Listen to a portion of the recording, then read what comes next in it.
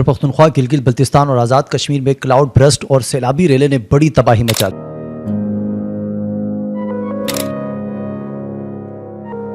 آزاد کشمیر کے وادیوں میں اچانک چیخ و پکار، بہتے پانی کی گرج اور پہاڑوں سے اترتے پتھروں کا سیلاب۔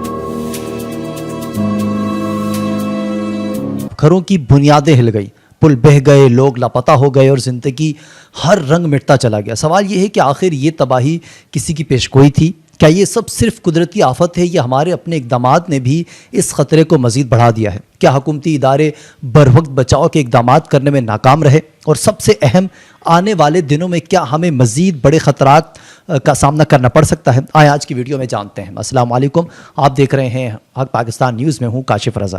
وہ تمام دوست جو ہماری ویڈیوز کو دیکھتے ہیں، اسے پسند اور شیئر کرتے ہیں، ان تمام کا بہت شکریہ، اور جن دوستوں نے ہمارے چینل کو سبسکرائب کیا ہے انہیں ہم خوش آمدید کہتے ہیں۔ ناظرین، گزشتہ رات خیبر پختونخوا، گلگت بلتستان اور آزاد کشمیر میں آسمان جیسے پھٹ پڑا ہو، کلاؤڈ برسٹ ہوا، یعنی چند منٹوں میں مہینوں بھر کا پانی برسنا شروع ہوا اور اس کے ساتھ زمین کا سرکنا، لینڈ سلائیڈنگ اور پتھروں کا سیلاب۔ پہاڑوں سے اترتے پانی کا زور اتنا شدید تھا کہ بڑے بڑے پتھر گولی کی رفتار سے وادیوں میں آ گئے، گھروں کی دیواریں توڑی ڈالی، کھیت اجڑتے رہے اور پل بھر میں تمام چیزیں تہس نہس ہو گئی۔ خیبر پختونخوا، گلگت بلتستان اور آزاد کشمیر میں کلاؤڈ برسٹ اور سیلابی ریلوں سے تباہی۔ اب تک 56 افراد جاں بحق ہو چکے ہیں۔ باجوڑ کے علاقے جہاں رات بھر گونجتے پانی کے شور میں لوگ اپنی جان بچانے کے لیے بھاگتے رہے، متعدد گھر مٹی کے ڈھیر بن گئے، رابطہ سڑکیں غائب، پل کا نام و نشان مٹ گیا۔ ریسکیو ٹیمیں جب پہنچی تو 21 لاشیں مل چکی تھیں، جبکہ 7 افراد اب بھی لاپتہ ہیں۔ زخمیوں کو ہسپتال پہنچایا گیا، لیکن مقامی لوگ اب بھی اپنے عزیزوں کی تلاش میں ملبہ کھود رہے ہیں۔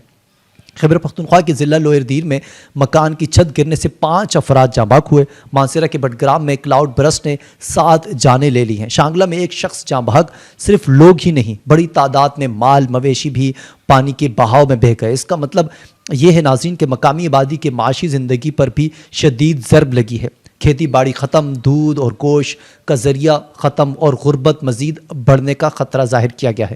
پی ڈی ایم اے کے اعداد و شمار کے مطابق صرف خیبر پختونخوا کے 5 اضلاع میں 38 افراد کی جان چلی گئی۔ باجوڑ میں 21، سوات میں 4، دیر لوئر میں 5، بٹگرام میں 7 اور شانگلہ میں 1 شخص جاں بحق ہوا۔ زخمیوں کی تعداد بھی کم نہیں ہے اور یہ اعداد و شمار صرف ابتدائی ہیں، حتمی تعداد اس سے زیادہ ہو سکتی ہے کیونکہ کئی علاقے اب تک ریسکیو ٹیمیں وہاں تک پہنچ ہی نہیں سکی ہیں۔ آزاد کشمیر میں ندی نالوں نے قیامت ڈھا دی ہے، ایک ہی خاندان کے 6 افراد سمیت 8 جانیں ضائع ہو چکی ہیں۔ تصور کریں، ایک ہی گھر میں سب کی سب لاشیں، کوئی بچا ہی نہ ہو۔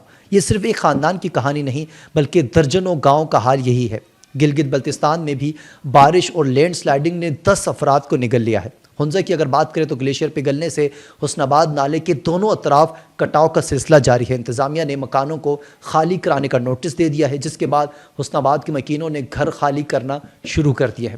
ناظرین، سیلاب سے فصلوں، مکانات، اسکول اور زرعی اراضیوں کو بھی شدید نقصان پہنچا ہے۔ حکومت گلگت بلتستان نے جگہ جگہ ایمرجنسی نافذ کر دی ہے۔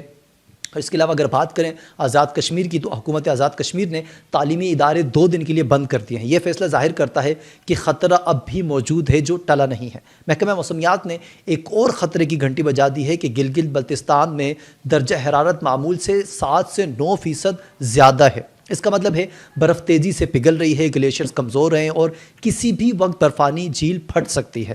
اگر یہ ہوا تو پانی کی ایک اور دیوار وادیوں کو بہا لے جائے گی، جیسا کہ 2010 کے بدترین سیلاب میں ہوا تھا۔ اگست کے صرف 10 دنوں میں تربیلا ڈیم میں پانی کی آمد 41.8 ملین ایکڑ فٹ ریکارڈ کی گئی، جبکہ عام سیزن میں کے مقابلے میں 5.64 ملین ایکڑ فٹ زیادہ ہے۔ یہ اعداد و شمار صرف پانی کی زیادتی نہیں بلکہ یہ بھی بتاتے ہیں کہ اگر ڈیم اپنی حد پر پہنچا تو فاضل پانی کو چھوڑنا پڑے گا اور نیچے کے علاقوں میں مزید سیلاب کا خطرہ بڑھ جائے گا۔ یہ صرف قدرتی آفت نہیں ہے بلکہ انسانی غفلت کا نتیجہ بھی ہے۔ وادیوں میں غیر منصوبہ بندی کے تعمیرات، دریا کے کنارے گھروں کی تعمیر، نکاسی آب کے نظام کی کمی اور جنگلات کی کٹائی، یہ سب عوامل زمین کو نازک بنا دیتے ہیں۔ بارش یا برف پگھلنے پر زمین کھسک جاتی ہے اور پانی کا بہاؤ کنٹرول سے باہر ہو جاتا ہے۔ محکمہ موسمیات نے خبردار کیا ہے کہ آنے والے دنوں میں مزید بارشیں اور برف پگھلنے کا سلسلہ بھی جاری رہے گا۔ سوال یہ ہے کہ کیا ہم اس بار بھی صرف لاشیں گنیں گے اور امدادی پیکٹ بانٹ کر خاموش ہو جائیں گے، یا حکومت اور عوام مل کر کوئی طویل المدتی حکمت عملی بنائے گی؟ ناظرین اس حوالے سے آپ کی کیا رائے ہے کامنٹس کر کے ضرور بتائیں، اور مزید اپڈیٹ کے لیے دیکھتے رہیں حق پاکستان نیوز۔ کاشف رضا کو اجازت دیجیے، اللہ حافظ۔